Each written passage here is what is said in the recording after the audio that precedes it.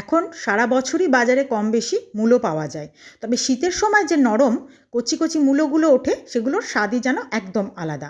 নমস্কার বন্ধুরা, রসনালয়ে আপনাদের অনেক স্বাগত। আজ আমি আপনাদের সঙ্গে শেয়ার করব মূলো ছেচকির রেসিপি। তো চলুন শুরু করি। ভিডিওটা প্রথম থেকে শেষ পর্যন্ত দেখার অনুরোধ রইল। তার জন্য আমি এখানে প্রথমে বেশ কিছুটা একদম টাটকা লাল লাল মূলোগুলো নিয়ে নিয়েছি। এই মূলোগুলোকে আগে আমি ভালো করে খোসা ছাড়িয়ে কেটে নেব। খোসাগুলো একটু ভালো করে ফেলতে হবে। এই যে গায়ে যে আঁশ রোয়া রোয়াগুলো থাকে, এই যে ছোটো ছোটো শেকড়ের মতন, ওইগুলো খুব ভালো করে ফেলে দিতে হবে। তবে এতটাও ফেলবেন না যে মূলোর যে মাঝের অংশগুলো সেগুলো যেন বাদ চলে না যায়। একটু পাতলা পাতলা করেই ফেলার চেষ্টা করবেন। আর এত কম মশলায় এই রান্নাটা এত সুস্বাদু, আপনারা যদি একবার তৈরি করে খেয়ে দেখেন তারপর বুঝতে পারবেন। এটা কিন্তু অবশ্যই গরম ভাতে দুর্দান্ত লাগে। এবার আমি মূলোগুলোকে এরকম যতটা পারবো খোসা ছাড়িয়ে নেওয়ার পর পাতলা পাতলা করে কেটে নেব। এটা যতটা পারবেন আপনারা চেষ্টা করবেন খুব পাতলা করে কাটতে। আর এরকম নরম মূলো হলে তো কোনো কথাই নেই, একদম সুন্দর কেটে যাবে।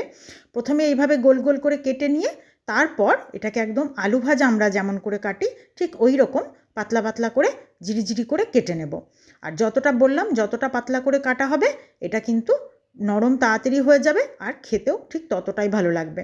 তো দেখুন ঠিক এইভাবে আমি একদম পাতলা পাতলা করে কেটে নিয়েছি। আপনারাও কিন্তু ঠিক এইভাবেই কেটে নেবেন। আর এটা যত কাটাটা ভালো হবে দেখতেও ভালো লাগবে, খেতেও ভালো লাগবে। তো মূলোটা কেটে নেওয়ার পর এবার আমি একসঙ্গে সব মূলোগুলো আস্তে আস্তে কেটে নেব। ঠিক এইভাবে আমি পুরো যতগুলো মূলো ছিল সবগুলো ঠিক কেটে নিয়েছি। দেখুন একদম কত সুন্দর পাতলা পাতলা হয়েছে। এবার আমি কড়াইয়ে প্রথমেই একটু সর্ষের তেল দিয়ে দেবো, আর তার মধ্যে দিয়ে দেবো কালো জিরে ফোড়ন আর দুটো শুকনো লঙ্কা ভেঙে। কালো জিরে শুকনো লঙ্কাটা ভেঙে দেওয়ার পর মূলোটা আমি যে কুচিয়ে রেখেছি সেই মূলোটা দিয়ে দেব। আপনারা চাইলে কিন্তু একটু মূলো প্রথমে জলটা ভাপিয়ে ঝরিয়ে নিতে পারেন, তাতে কিন্তু মূলোর স্বাদটা একটু কমে যাবে। তাই ওটা না করে চেষ্টা করবেন সরাসরি মূলোটাকে এইভাবে তেলের মধ্যে দিয়ে দিতে। আর যদি একান্তই কারোর যদি মূলো খেয়ে মানে গ্যাসের সমস্যা থাকে তাহলে তারা কিন্তু অবশ্যই একটু জলটা ঝরিয়ে নিতেই পারেন, তাহলে কিন্তু আমার মনে হয় গ্যাসের সমস্যাটা একটু কম হবে। এবার প্রথমে একটু ঢাকা দিয়ে দেব। দেখুন একবার ঢাকা দেওয়ার পরেই কিন্তু মূলোটা অনেকটা নরম হয়ে এসেছে। ঠিক এইভাবে ঢাকা দিয়ে প্রথম ঢাকা দেওয়ার পরেই দেখুন একদম মূলো থেকে অনেকটা জল বেরিয়েছে।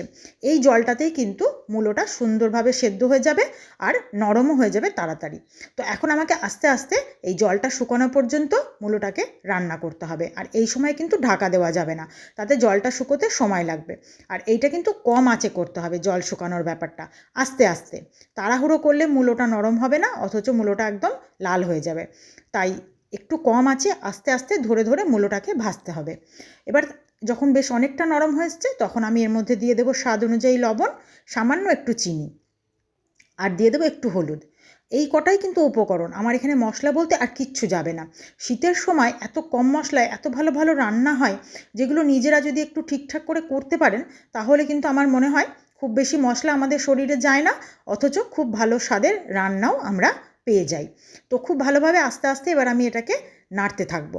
নতুন পুরনো সকল বন্ধুকে আমার চ্যানেলে স্বাগত জানিয়ে যে সকল বন্ধুরা নিয়মিত আমার ভিডিও দেখছেন, আমার পাশে আছেন, তাদেরকে আমার অসংখ্য ধন্যবাদ।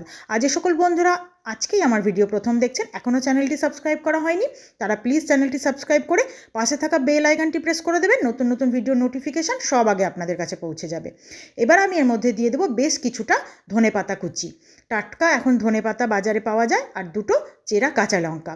কাঁচা লঙ্কাটা এই সময় দিলে এর মধ্যে খুব ভালো একটা সুন্দর গন্ধ থাকবে কাঁচা লঙ্কার, আর তার সঙ্গে ধনেপাতা। কাঁচা লঙ্কা আর ধনেপাতা দিয়ে খুব ভালো করে মিশিয়ে নিয়ে আমি এটাকে একটু ঢাকা দিয়ে দেবো, যেন কাঁচা লঙ্কা ধনেপাতার যে সুগন্ধটা সেটা যেন ভালোভাবে মূলোর মধ্যে চলে যায়। আর ফেসবুক পেজ থেকে যারা আমার ভিডিওটি দেখছেন তারা অবশ্যই পেজটি ফলো করে দেবেন এরকম সুন্দর সুন্দর রেসিপি পাওয়ার জন্য। এবার আমি মূলোটা ঢাকা খুলে দেখুন একদম মূলোটা কিন্তু রেডি হয়ে গেছে, কতটা নরম হয়ে গেছে আর সুন্দরভাবে লাল লাল করে ভাজাটাও কমপ্লিট হয়ে গেছে। তো এই হলো আমার মূলো ছেচকির রেসিপি। আপনাদের যদি আমার মূলো ছেচকির রেসিপি ভালো লেগে থাকে অবশ্যই কিন্তু লাইক, শেয়ার ও কমেন্ট করতে ভুলবেন না। আর আপনাদের কেমন লেগেছে সেটা কিন্তু আমাকে অবশ্যই জানাবেন। আর আপনারা আমার ভিডিও এইভাবে দেখতে থাকুন, আমাকে পাশে থেকে এগিয়ে যেতে সাহায্য করুন। আজকের ভিডিও এই পর্যন্তই, ধন্যবাদ।